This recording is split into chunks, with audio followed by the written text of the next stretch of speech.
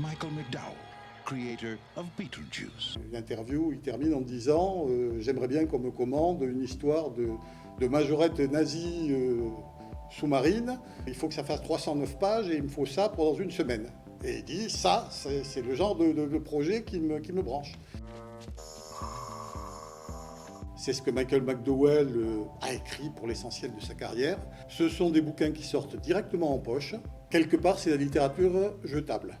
Et d'ailleurs, McDowell revendique quelque part son statut d'écrivain commercial. Il en est très content. Évidemment, ce qu'il y a d'intéressant, c'est que ça n'en reste pas là. Il y a un ton, une écriture qui fait que ces bouquins transcendent justement le caractère jetable initial de sa production.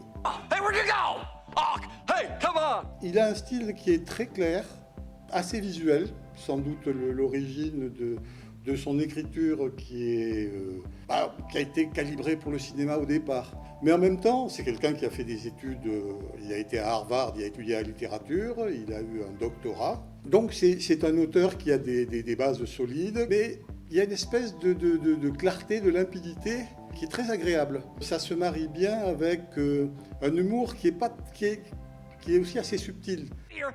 Every single time I see it! C'est très distrayant. C'est un concept qui n'est pas négligeable. C'est une chose à laquelle tenait beaucoup Michael McDowell. Il écrit pour distraire les gens.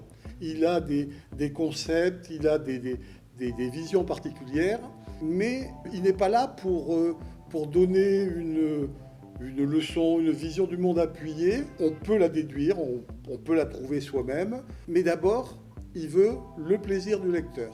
Et à mon avis, il réussit amplement parce que c'est un feuilleton et ça se suit comme une série. C'est vachement bien, Blackwater.